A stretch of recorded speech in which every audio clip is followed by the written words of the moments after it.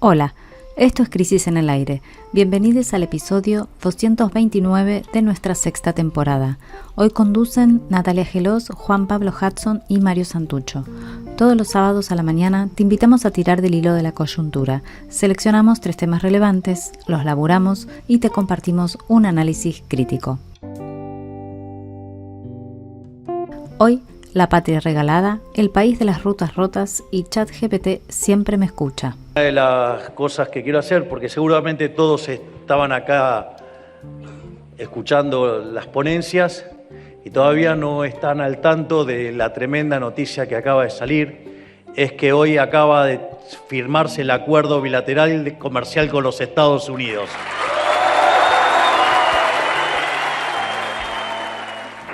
En abril, vamos a ver el cartel, en abril esta mujer se hizo famosa, tuvo sus 15 minutos de gloria, la intendenta, a nivel nacional, porque publicó un cartel ahí donde se está hundiendo la ruta, que es casi en el ingreso al pueblo, invitando a la gente a que no entre al pueblo.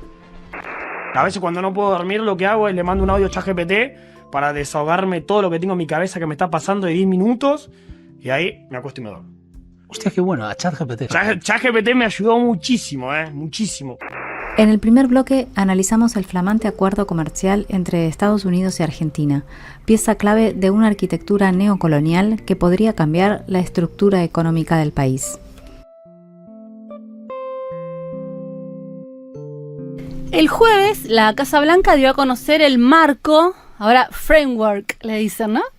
El marco para un acuerdo entre Estados Unidos y Argentina sobre comercio e inversión recíprocos. Ese fue el título de este acuerdo, que constituye la frutilla de un postre amargo que podríamos llamar por ahora neocolonia, a falta de un término más sofisticado para este momento que vivimos. Como era de esperar, luego del salvataje financiero que le permitió a Milei ganar las elecciones de medio término, la soberanía nacional está siendo entregada en bandeja a la potencia del norte gobernada por Donald Trump. Así que en este primer bloque de Crisis en el Aire vamos a reconstruir los aspectos más importantes de esta subordinación que va a costar mucho desandar. Comencemos por el inicio, que es la afinidad ideológica entre los gobiernos de Argentina y de Estados Unidos, quizá los dos principales animadores de la internacional reaccionaria. Cuando hace exactamente un año Trump ganó las elecciones en el país, acá dijimos, un poco como provocación, que la relación entre él y Milei iba a ser más o menos como la que en su momento establecieron Fidel Castro y Hugo Chávez, es decir, había que prepararse para un vínculo en el que la apuesta ideológica iba a estar por sobre las consideraciones diplomáticas. El propósito político iba a primar por encima de los intereses nacionales desde esta idea, y eso es precisamente lo que estamos viendo por estos días. Claro que, a diferencia de lo sucedido entre Venezuela y Cuba, donde lo que primó fue la solidaridad del grande para con el más chico, en este caso es exactamente todo lo contrario. Bien, Nati, la relación entre ambos personajes fue muy intensa, incluso desde antes que asumiera Trump en Estados Unidos, porque Milei participó de la campaña republicana, luego fue el primer mandatario en reunirse con el presidente electo en su mansión del Mar-a-Lago, y desde enero para acá ya perdimos la cuenta de cuántos viajes hizo el argentino a los Estados Unidos o sus principales funcionarios. De hecho, sus principales voceros digitales ahora siguen reclamando la cantidad de viajes que hizo, como diciendo, bueno, tuvo efecto. Pero esa intensidad se había tramitado, sobre todo en el plano de los gestos y también en la política internacional argentina, que se alineó completamente en cuanto foro internacional hubiera. Al punto de que 2 cancilleres de ultraderecha tuvieron que renunciar por no estar suficientemente alineados. Primero fue Diana Mondino y luego, recientemente, Gerardo Wertheim. Sin embargo, no se había concretado nada aún en el plano más estructural. La elección de medio término de hace 3 semanas fue el punto de inflexión. Recordemos que antes de los comicios, el gobierno de Estados Unidos intervino directamente en el mercado de cambios local para que el dólar no se desmadrara y la ultraderecha pudiera llegar competitiva al domingo 26 de octubre. No se informó cuánto puso exactamente el Tesoro norteamericano en esas semanas, pero más o menos se estima que fueron unos 2.100 millones de dólares solo para comprar pesos. Y además de plantarse en la City como arbolito, el secretario del Tesoro norteamericano, Scott Bessent, anunció un mega rescate que incluía un swap de monedas por 20.000 millones de dólares. Así es, Juan. El tema es que la opacidad en todos estos movimientos financieros del cual os mencionaste los dos más importantes, es impresionante. Ya la semana pasada empezó a haber sospechas de que en realidad la asistencia financiera en la previa a los comicios de octubre, esa intervención en el mercado de cambio, se pagó con parte de ese swap que también se había anunciado, ¿no? Es decir, que Argentina lo activó al swap y entonces quiere decir que tenemos más deuda, nueva deuda. No solo la que ya viene arrastrando los gobiernos anteriores, sino que además se está generando nueva deuda. Este miércoles algunos economistas se pusieron a ver el balance del Banco Central y encontraron que el rubro, entre comillas, otros pasivos, que podría contener operaciones de swap precisamente, había aumentado en 2.800 millones de dólares. El lunes, en una entrevista, el ministro de Economía, Luis Caputo, no dio detalles del swap por estar, entre comillas, dijo él, bajo un tratado de confidencialidad. Pero al día siguiente, Bessent, el ministro de Economía de Estados Unidos, confirmó lo que Caputo callaba. O sea, el día siguiente de que Caputo dijo que no se podía hablar porque había confidencialidad. En una entrevista, el martes a la mañana, Bessent, el secretario del Tesoro, dijo: pusimos a disposición una línea de crédito, se utilizó una pequeña parte de ella y obtuvimos ganancias con eso. O sea que encima se hace los cancheros. Lo desdijo. Sí, sí. Y encima Bessent se hace canchero y dice que ganó plata, o sea, son winner por todos lados. O sea, básicamente pusieron 2.100 millones para salvar al gobierno para que llegara a las elecciones y después le dieron un swap por 20.000 millones, de los cuales ya se recuperaron esos 2.100 millones que habían puesto. Bueno, no solo todo esto. El jueves el Financial Times publicó que Estados Unidos retiró casi 900 millones de dólares de sus reservas del FMI justo cuando Argentina recibió ese mismo monto. Días antes de un vencimiento con la entidad, con el FMI comandada por Kristalina Georgieva. Otro préstamo, esta vez a través de los derechos especiales de giro, los famosos DEC, que son la moneda del FMI, que tampoco fue informado. O sea, todo este teje y maneje, todo este endeudamiento externo, todo esto es sin que el Banco Central ni el Ministerio de Economía argentino diga nada, nadie sabe, tiene que andar buscando... Opacidad total. Tremendo. Bueno, estuvimos hablando sobre esto, sobre toda esta operatoria, con Miguel Peche, expresidente del Banco Central, muy conocedor de todos los vericuetos de la entidad financiera. En cierto modo, también Macri y luego Massa establecieron acuerdos un poco turbios con el fondo, ¿no? Se recuerdan en sus momentos críticos, que fueron avalados por Estados Unidos, porque cada acuerdo con el fondo es inevitablemente avalado por Estados Unidos, pero el nivel de apoyo y la opacidad que estamos viendo en estos momentos no tiene parangón. Eso es un poco lo que intercambiábamos con Peche, ¿no? Que ha conocido estos movimientos previos también. Le pedimos entonces a Miguel Peche que nos cuente lo que se sabe hasta ahora sobre lo que está pasando, y nos envió el siguiente audio. Estamos en un contexto en que todavía no sabemos qué alcance tiene el apoyo financiero de los Estados Unidos.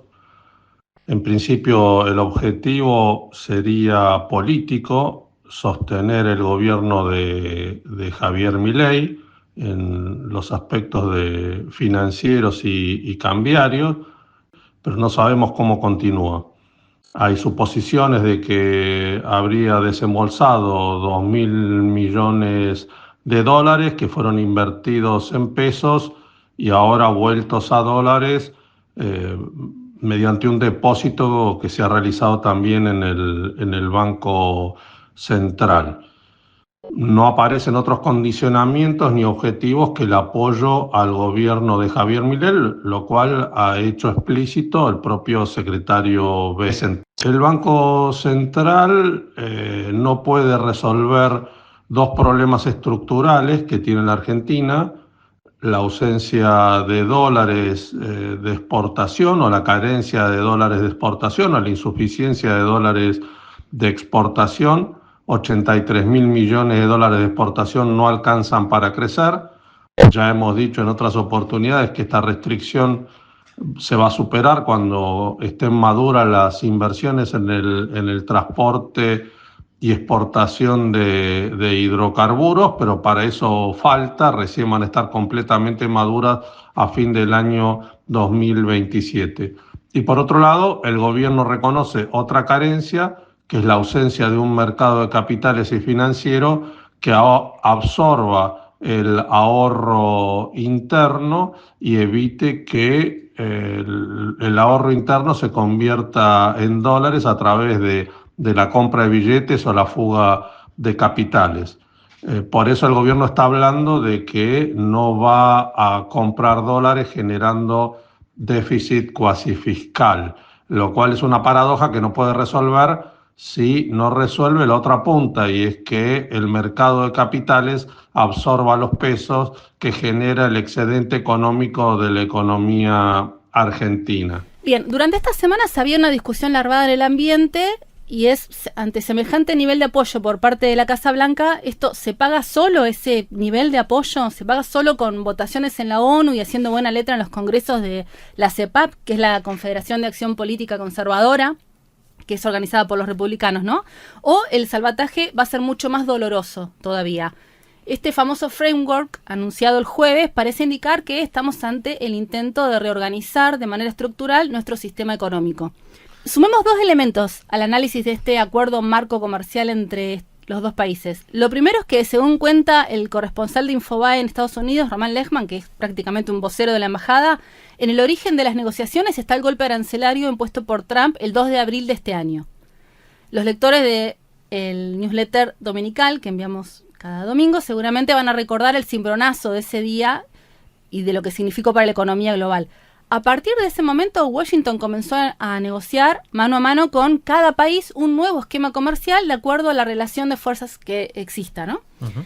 El jueves no se anunció solo el acuerdo argentino, sino que otros 3 países tuvieron anuncios similares que fueron casi copiados y pegados. Copy-paste. Exactamente. El Salvador, Ecuador y Guatemala, que son los más cercanos ideológicamente, salvo Guatemala, pero también son pequeños países sin gran capacidad de negociación. En ese lote nos ubicamos nosotros también.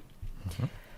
Lo segundo, para analizar, tiene que ver con las declaraciones de varios funcionarios estadounidenses durante las últimas semanas que nos dejan 2 ideas fuerza. Una es que cada vez parece más explícita la voluntad de insertar a Latinoamérica en las cadenas productivas para ganar competitividad frente a China. Y lo otro es que esto implicaría para la Argentina un desplazamiento del modelo agroexportador que compite justamente con Estados Unidos y que pasaría a un esquema basado en la minería para proveer a la economía yanqui de materiales como el litio, el uranio, etcétera, que son los que se enmarcan de esto que se llama la transición energética, ¿no? Uh-huh. Ahora vamos a escuchar a un amigo de nuestra revista, a Sergio Arelovich, que es coordinador del Mirador de la Actualidad del Trabajo y la Economía, de MATE, que es un grupo de economistas con sede en Rosario que conoce mucho sobre la matriz productiva del país, y él nos envió su primer análisis de este acuerdo que conocimos el jueves. Lo escuchamos. A 20 años del no al ALCA, Estados Unidos pega un nuevo salto en materia de acuerdos bilaterales y hoy es el turno de nuestro país. Estados Unidos y Argentina suscribieron un acuerdo bilateral que involucra terrenos como los de inversión, el comercio, licencia de propiedad, entre otros aspectos. Más que un acuerdo, se parece a un acta de renuncia de soberanía por parte de Argentina. Una consideración inicial es que la naturaleza de este tipo de acuerdos, suscrito entre jugadores con notoria diferencia en la capacidad de fuego, es claro que terminará construyendo un escenario de subordinación de Argentina a la estrategia de Estados Unidos como parte de su avanzada sobre lo que ellos llaman el hemisferio occidental. Quizá una consideración adicional es que las economías de Estados Unidos y de Argentina, como se sabe, no son complementarias, sino que son competitivas en el escenario internacional. Estados Unidos vende al mundo renglones que caracterizan nuestro perfil exportador. El texto apunta a eliminar o limitar las barreras arancelarias y las barreras pararancelarias que impiden el ingreso de productos exportados de Estados Unidos. Van en una amplia gama de las especialidades medicinales a productos químicos, dispositivos tecnológicos, bienes de consumo durables tales como motos, equipamiento para el hogar, etc. Y en un escenario de crecimiento de precios internos por encima del ritmo de evaluación de nuestra moneda y ante las diferencias de productividad que hay entre ambos países en ramas clave, solo se puede esperar una caída de la producción industrial con impacto también en la actividad agropecuaria. Y ojo con esto porque en los anuncios puede leerse la posibilidad que Estados Unidos exporte a Argentina ganado bovino en pie, lo cual sería una locura. Habría que ver qué dicen las entidades del campo al respecto. Estados Unidos eliminaría determinados aranceles recíprocamente, pero protegiendo su industria, como en el caso de especialidades medicinales patentadas. Un caso especial Acero y aluminio son considerados por Estados Unidos productos sensibles para la seguridad nacional.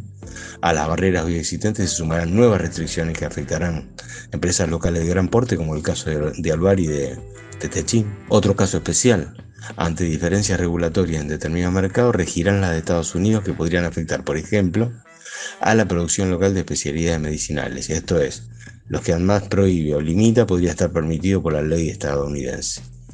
Todo conflicto en materia de inversiones quedará finalmente sujeto a lo que ya dicen los tratados bilaterales de inversión suscritos por Argentina en los años 90, lo cual permitirá a Estados Unidos recurrir al CIADI.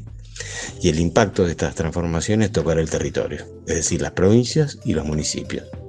Por eso pienso que los gobiernos locales, sus poderes legislativos y judiciales, los actores de la sociedad civil, las cámaras empresarias, el arco de entidades sindicales, tienen la posibilidad de frenar este avasallamiento a la soberanía. Y no hay tiempo, es ahora. Bueno, dejemos por ahora el análisis del plano económico, porque lo vamos a seguir de cerca en las próximas semanas, para introducir algunos elementos del entramado político concreto. Quien estuvo esta semana en Washington fue el flamante canciller Pablo Quirno. De hecho, el famoso acuerdo marco comercial se anunció cuando él estaba reunido con su par estadounidense, Marco Rubio. Pero quien realmente conduce la política exterior norteamericana es el secretario del Tesoro, muy nombrado estas últimas semanas en la Argentina, con razón, y es Scott Bessent, quien negoció durante estos meses directamente con el ministro de Economía argentina, Toto Caputo. El repentino y traumático cambio en vísperas de las elecciones del ex canciller Wertheim por Quirno significa un alineamiento claro de la línea negociadora desde Buenos Aires, en la que también jugaron un papel muy importante los dos super asesores presidenciales, Barry Bennett por Estados Unidos y Santiago Caputo por Argentina.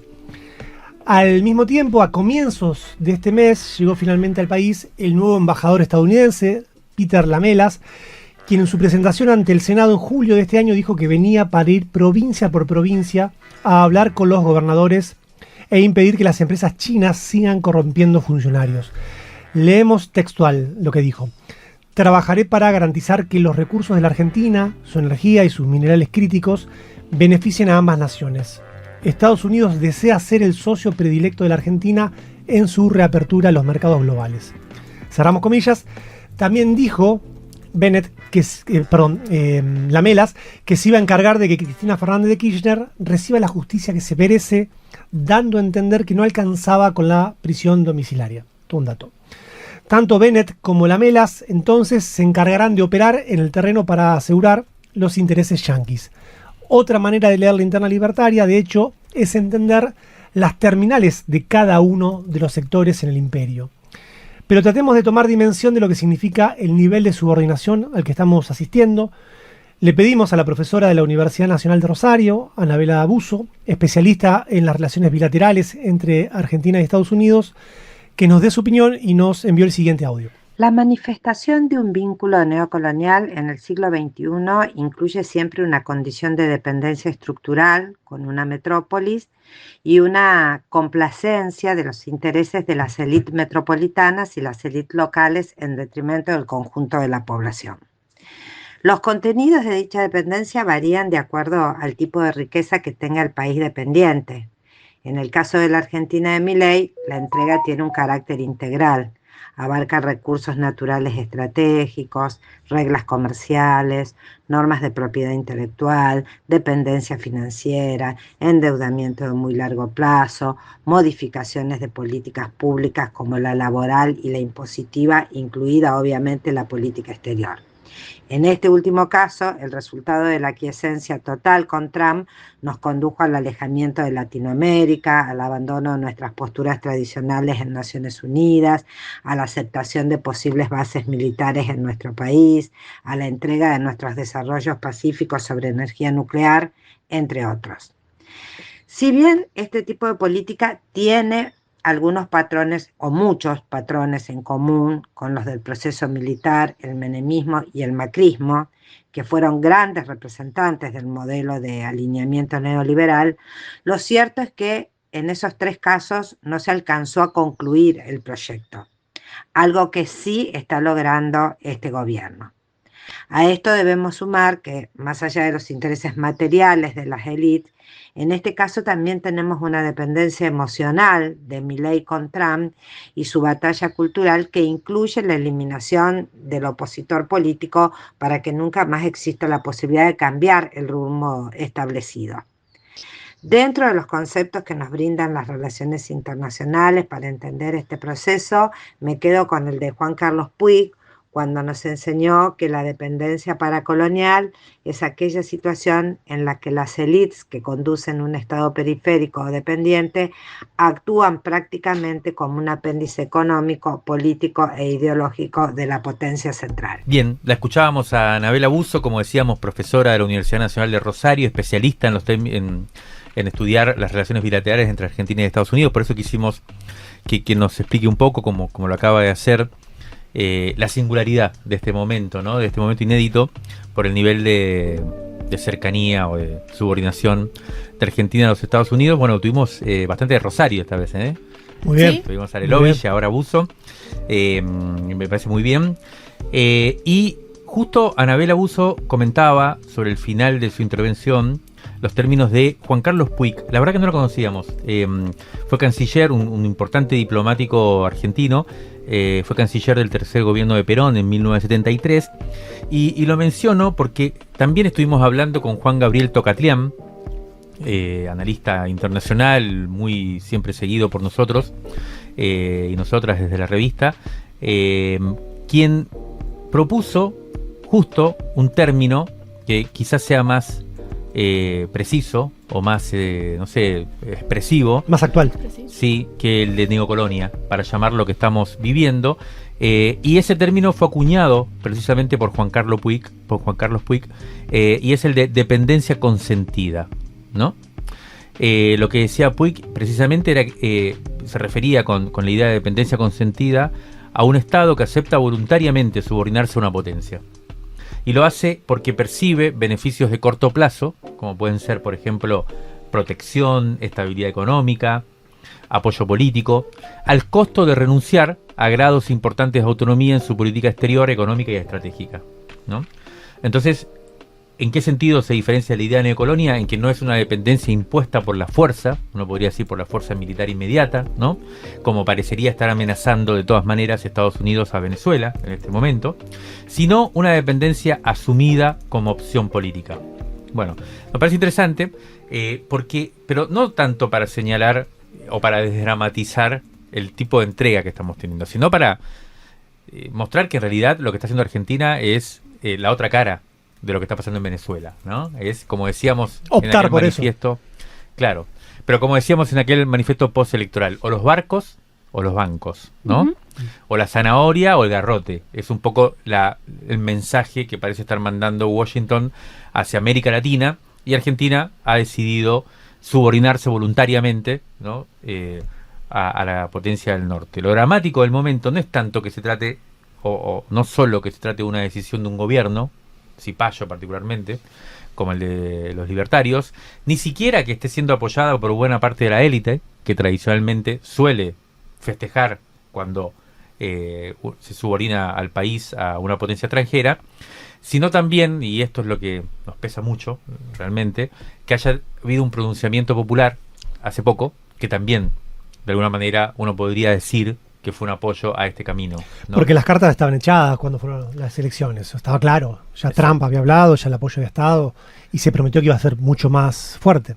Es verdad que no se puede sacar una lectura lineal de lo que dicen las urnas, nunca. Tampoco podemos decir el pueblo argentino apoya la anexión a Estados Unidos, pero es verdad que hay argumentos para decir que puede haber un apoyo, digamos, y que de alguna manera tiene legitimidad incluso electoral este tipo de acuerdos de subordinación a los Estados Unidos. Un poco de esto se trata lo que venimos planteando hace un tiempo, la posdemocracia. Hay que decir que lo que pasó con las elecciones y lo que está pasando en este momento con los acuerdos comerciales pueden estar significando el inicio de un ciclo, ¿no? No solo un momento de inestabilidad liminar, ese tipo liminar del cual Álvaro García Linera. La pregunta que nos hacemos es si no se está viendo un ciclo Milei participó esta semana también de la asunción del nuevo presidente de Bolivia, ¿no? Paz, que parecería también subordinarse al eje norteamericano. Mañana domingo son las elecciones en Chile, en donde podría también ganar la ultraderecha. No es menor, ese es el triángulo del litio. Ujú. Bolivia, Chile, Argentina. Si efectivamente esa región se subordina a Estados Unidos, estamos en otra pantalla, digamos, ¿no? Y es lo que a nosotros venimos tratando de pensar como una postdemocracia, y esto nos implica, más allá de, obviamente, estar muy preocupados y preocupadas, no se trata tanto de bajonearse ni de decir qué mal que estamos, sino de asumir el momento en el que estamos para empezar a pensar realmente cómo salir de acá de una manera en serio, ¿no? Reconstruir nuestra fuerza, como veníamos diciendo, y no simplemente atinar a defendernos y a quejarnos, ¿no? Ese es un poco el desafío. Vamos para allá. Crisis es una revista de crítica política y cultural. Si querés acompañar este proyecto y la revista que sale en papel, suscríbete por 1 año. Recibís en tu casa 5 números, 1 cada 2 meses. Es la mejor forma de que la iniciativa perdure sin perder filo. Aseguras tu revista, la pones a salvo de la inflación y la relees todo el año. Suscríbete en revistacrisis.com/tienda. En el segundo bloque ponemos el foco en las primeras concesiones viales adjudicadas bajo el nuevo esquema privatizador de Milei y pensamos a dónde nos llevan las rutas nacionales. Esta semana las baqueteadas rutas argentinas estuvieron en boca de muchos luego de que se conociera el sistema de concesiones que propone el gobierno de Javier Milei. El 4 de noviembre pasado se abrieron las licitaciones para los corredores viales de las rutas 12 y 14, que es la llamada Ruta del Mercosur, y en estos días el gobierno nacional adjudicó las 2 primeras concesiones de rutas nacionales bajo el esquema nuevo de privatización con cobro de peajes. Las obras en cuestión y su operación quedaron en manos de caras conocidas en este rubro. Estamos hablando de Autovía Construcciones y Servicios, del grupo Cartellone y de la UTE, integrada por las firmas santafesinas Obrink, Rovial, Edeca, Pitón y Pietro Boni.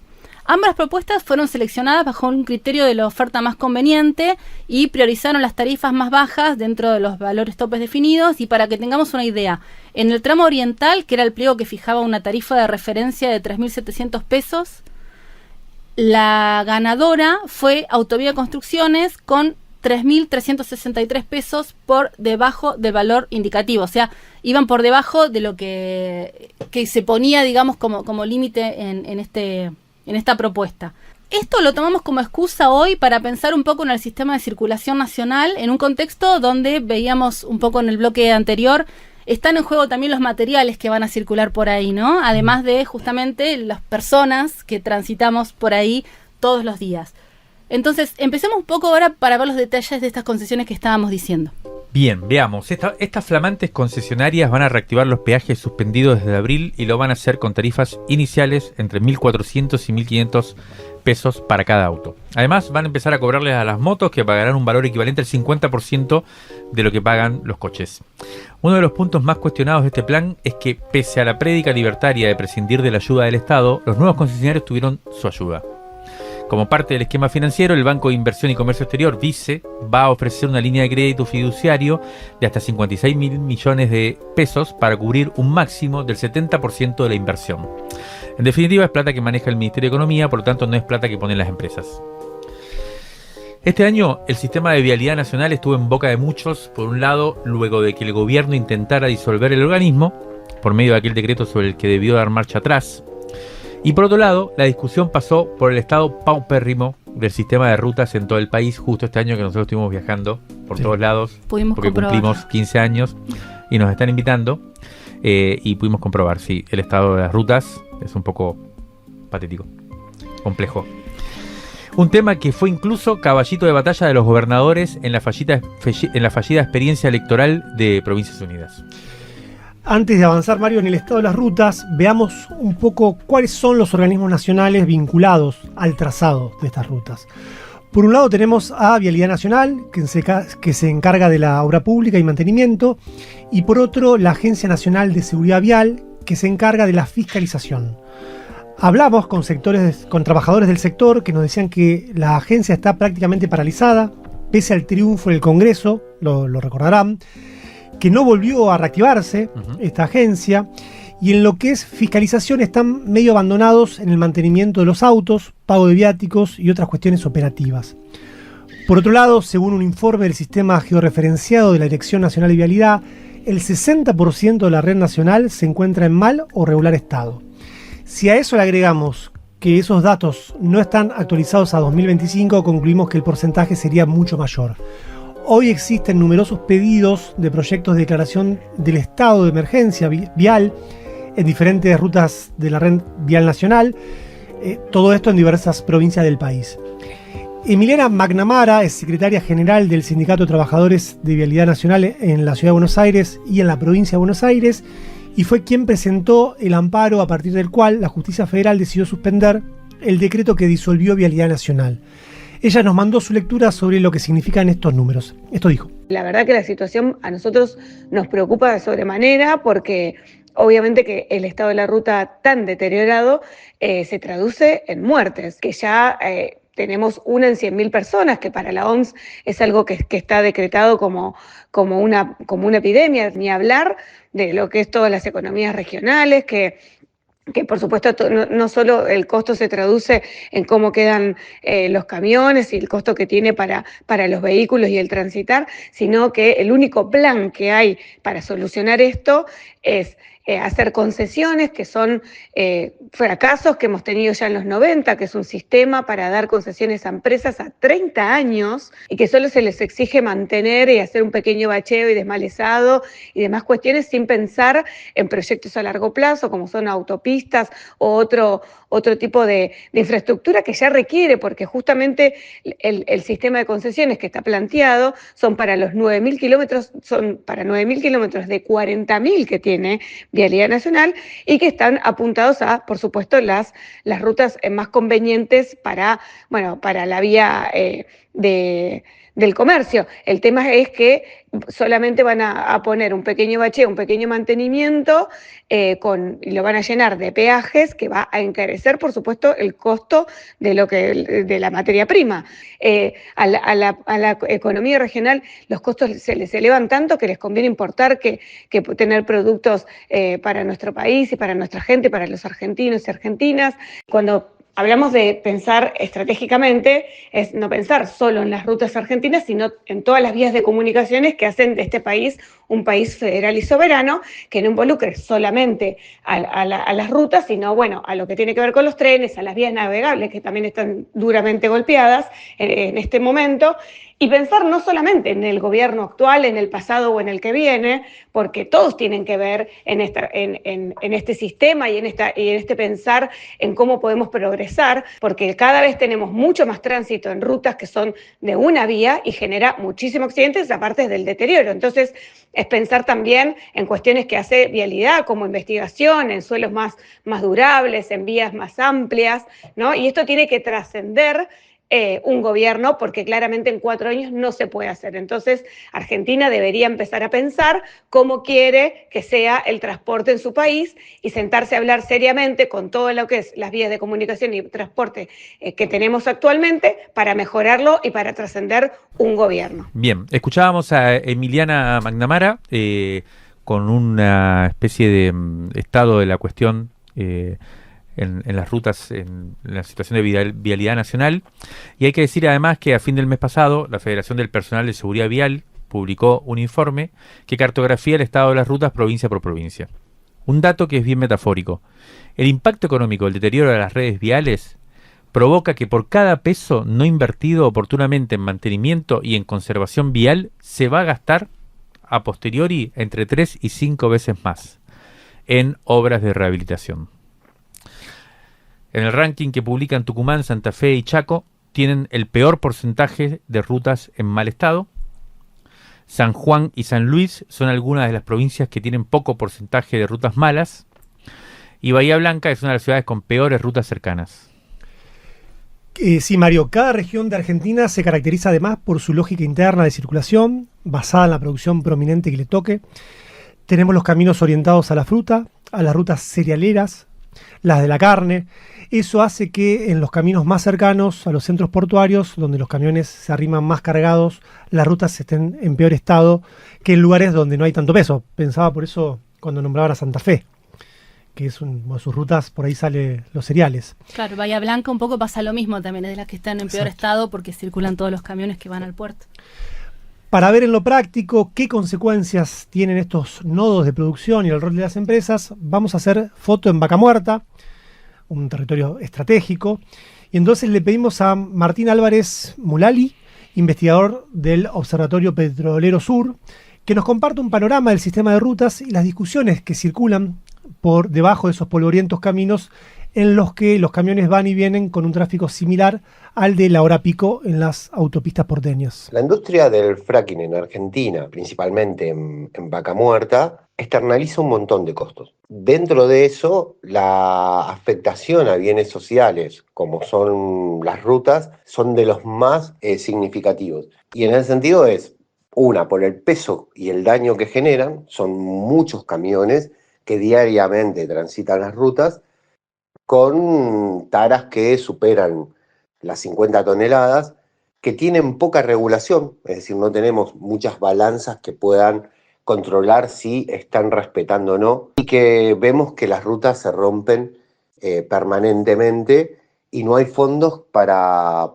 poder, digamos, compensar o arreglar esas rutas. Lo que pagan las empresas petroleras por eso son cánones que son irrisorios, son muy chiquitos, inclusive en algunos sectores como la industria de las arenas de sílice, que es de los que más daño generan, porque ahí tenés muchísimos camiones circulando todo el tiempo. Un pozo de fracking más o menos utiliza entre 14 y 17 mil toneladas de arena de sílice, y todo eso hay que trasladarlo en camiones. Y vienen desde Entre Río, Dolabón Chubut o Río Negro, y todas con destino a Neuquén. Eso hace que aumente un montón la cantidad de accidentes, porque las rutas están en muy malas condiciones, haya mucho tráfico, lo cual también aporta a la tasa de accidentología, y con eso devienen en mayor muertes en accidentes de tránsito. De hecho, los casos de muertes obreras in itinere, camino hacia Añelo, en su gran mayoría también tiene que ver con que los camiones cumplen un papel en ese tráfico muy significativo. Eso es algo que se tiene que abordar, que se tiene que problematizar, porque lo estamos pagando con vías, lo estamos pagando con impuestos, y las petroleras, mientras tanto, continúan con el saqueo. Bien, escuchamos recién a Martín Álvarez Mulali, que hablaba un poco de esto, ¿no? De cuánto necesita un pozo de fracking y cuánto tiene que circular por las rutas para que eso se ponga en funcionamiento. Para el año que viene todos los anuncios hablan de intensificación justamente de la explotación en Vaca Muerta, y eso también se traduce en más camiones en las rutas. De hecho, se habla de duplicar la producción, o sea que eso también sería proporcional al circuito que tiene que haber de traslados, ¿no? En la visita de Bennett a Argentina, una de las cuestiones que nos compartían, que habló en off, fue la necesidad de afinar, de aceitar la infraestructura justamente para trasladar todo lo que van a querer poner a circular a partir de estas famosas inversiones. En el próximo número de la revista Crisis vamos a contar un poco de una expedición que hicimos a la provincia de Chubut, donde veíamos un poco cómo la estructura y los circuitos de salida de todo lo que se produce en la provincia fueron mutando a medida de las necesidades de la época, ¿no? Por un lado, primero estaba el puerto para exportar lana, después todo eso se fue enfocando en el puerto petrolero. Ahora estaríamos en esta transición, ¿no? En esta manera también de pensar, por un lado, cuál es el sistema de rutas que nos imponen, y por el otro lado es qué ruta queremos tomar como país para pensar también lo propio. Así que eso es lo que queda un poco con este audio de Milena McNamara, que hablaba de, bueno, qué sistema de vías queremos pensar, que también tiene que ver con qué sistema de país queremos alcanzar. La tangente es una línea de fuga para escapar de una época que apabulla con su inmediatez. Esta semana Solana Camaño analiza cómo utilizan adolescentes y jóvenes los chatbots de inteligencia artificial generativa para compartir situaciones emocionales y pedir consejos diarios.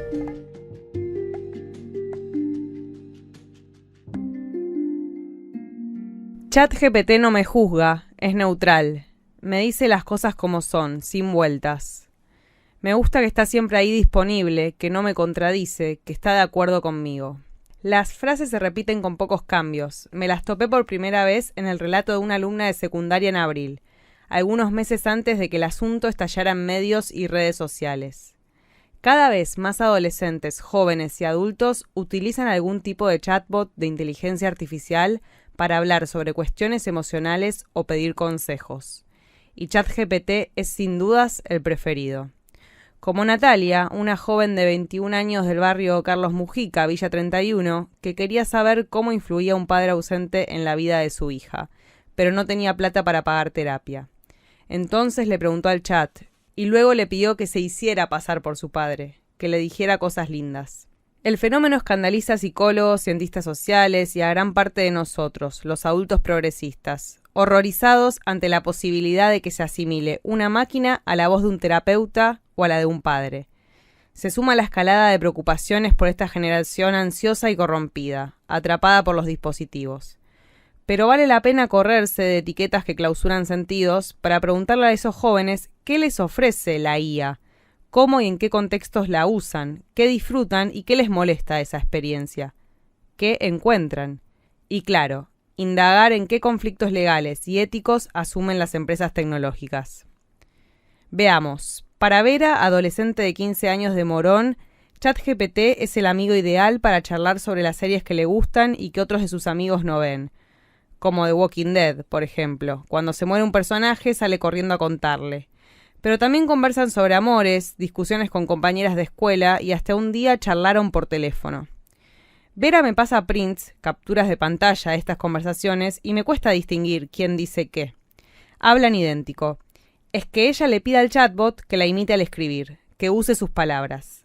Aquí aparece una cuestión fundamental que explica la eficacia de estos programas, la personalización del lenguaje. La idea de que ChatGPT es complaciente al escribir fue repetida por la mayoría de los jóvenes que entrevisté. En algunos casos con tensiones. Siempre te dice lo que querés escuchar, se quejó la joven del barrio Mujica, Natalia. Siempre va a buscar la manera de que uno esté bien, porque si no, no sería algo rentable para los dueños. Creo que está bueno que a veces te juzgue, así uno se da cuenta de la realidad, opinó Matías, de 17 años, de Benavides. La novedad se atenúa si la inscribimos en una serie de transformaciones de más larga data que tienen como protagonistas a las redes sociales. Los algoritmos tienden a ofrecer contenidos personalizados a partir de los datos que recaban de cada usuario. Me gustas, comentarios, tiempo de visionado de videos, entre otros. Esos contenidos se ajustan a nuestros intereses, gustos y opiniones con el objetivo de que pasemos cada vez más tiempo en las plataformas, lo que alimenta la rueda de dinero y empobrece las discusiones públicas. Si con mirarse a uno mismo mientras scrolleaba no alcanzaba, ahora la inteligencia artificial provee la posibilidad de también hablar con uno mismo. A Felicitas, de 16 años, hablar con ChatGPT le divierte. No recuerda momentos en los que le haya escrito angustiada. La mueve principalmente el aburrimiento o la curiosidad. Le encanta la astrología y que le tiren las cartas. Entonces se lo empezó a pedir al chatbot. Y cuando tuvo dudas sobre cuándo iba a encontrar el amor después de una separación amorosa, también acudió a la IA, que siempre le dio esperanza. Dice: yo sabía que mi psicóloga me iba a dar una respuesta más dura, firme. En cambio, el chat era más tranquilo. No digo que me entendiera, porque sé que no tiene sentimientos, pero me acompañaba. Me decía que tal vez ese no era el final, que mi ex podía volver, que creyera en el futuro. A mí me gusta todo lo que tiene que ver con el destino y el universo, entonces pensé, bueno, si lo dice el chat, por algo es.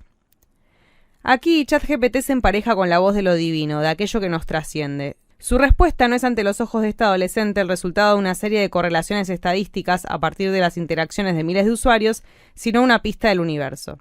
De todas formas, Felicitas no se come ninguna. No me lo tomo tan a pecho porque sé que es ficticio. Aunque sigue, y sigue, y sigue.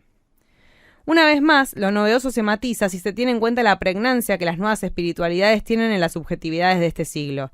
Constelar, tirarse las cartas, seguir el contenido de una influencer tarotista, hacer rituales para manifestar abundancia y ahora también preguntarle por el futuro a ChatGPT. Pareciera ser todo parte de lo mismo. Otro común denominador en las entrevistas fue la necesidad de consultar al chatbot frente a una duda de cualquier tipo. Camila tiene 19 y vive en Villa Crespo. Le interesan las interpretaciones que ChatGPT realiza sobre ciertos conflictos. Por ejemplo, cuando un chico le deja de contestar. Dice, nunca es mi primera opción, ni mi segunda. Suelo hablarle cuando entro en crisis, cuando ya no lo puedo entender de ninguna manera lo que le pasa a otra persona. Es una forma más de sacar información. Pero no es cualquier forma, porque para Camila lo distintivo de la IA es la seguridad que brinda sobre aquello que es moralmente correcto. La verdad reemplaza el misterio, así lo explica. La psicóloga te puede aconsejar, pero no se puede meter. En todo caso, te guía para que vos llegues a un razonamiento. Lo que pasa es que a veces quiero que alguien me diga en seco cómo son las cosas y qué debería hacer. Lara comparte. Si bien esta chica de Morón usa el chatbot para descargar cuando un chico le gusta o se pelea con una amiga y no le importan tanto las respuestas de la IA, cada tanto le presta atención. Y dice, el chat te tira las cosas como son, sin vueltas. Eso me ayuda a aclarar la cabeza. Como vemos, adolescentes y jóvenes se relacionan de forma compleja y contradictoria con estos chatbots. El rótulo tan extendido de adicción a las pantallas, propio de una retórica de la salud mental, no hace más que taponar fenómenos sociales y multicausales que expresan parte del corazón de esta etapa del capitalismo, caracterizada por una alianza entre capitales informáticos y capitales financieros. Dicho más sencillamente, los grandes empresarios tecnológicos que toman decisiones que impactan directamente sobre la vida de cientos de miles de ciudadanos y ciudadanas, entre ellos las adolescencias, forman parte de los sectores más ricos y concentrados de la economía mundial, y sus desarrollos avanzan sin regulaciones estatales. Pero esto no es sin costos. OpenAI, la empresa creadora de ChatGPT, ya tiene 8 denuncias en su contra por no activar los protocolos correspondientes ante personas que expresaron ideas suicidas. La primera en demandar fue la familia de Adam Rain, joven de 16 años de California, Estados Unidos. Acusan a la compañía de validar sus pensamientos más dañinos y autodestructivos. Hasta ese momento, en agosto de este año, las referencias a las adolescencias y a la salud mental en los anuncios de la empresa eran escasas. Sin embargo, desde el día en que se presentó la demanda, publicaron al menos 6 comunicados en un mes sobre estas temáticas. También incorporaron mecanismos de control parental y otras herramientas de protección para situaciones en las que una conversación sugiere que alguien es vulnerable y que puede estar en riesgo. El problema que enfrenta la empresa es que, a mayor control del contenido de las conversaciones, mayor pérdida de intimidad por parte de los usuarios, lo que golpea directamente en las entrañas del sistema de confianza juvenil. La inteligencia artificial no es una tierra sin ley. Sus dueños imponen sus propias reglas. Cabe la pregunta sobre si los estados nacionales seguirán siendo meros testigos del fenómeno o si es posible un horizonte de transformación de estos programas informáticos al servicio de preguntas y objetivos que respondan a una lógica antagónica o al menos distinta a la de la mera rentabilidad. ¿Habrá también posibilidades de enfrentar o ponerle bordes a estas corporaciones a través de la organización comunitaria y de redes ciudadanas? La tarea es ardua, más si se tiene en cuenta que el debate público oscila entre el endiosamiento de estas tecnologías y su crítica determinista, fundada en la nostalgia y la idealización de un pasado que ya no existe. El futuro llegó hace rato. Si es todo un palo o no, ya lo veremos.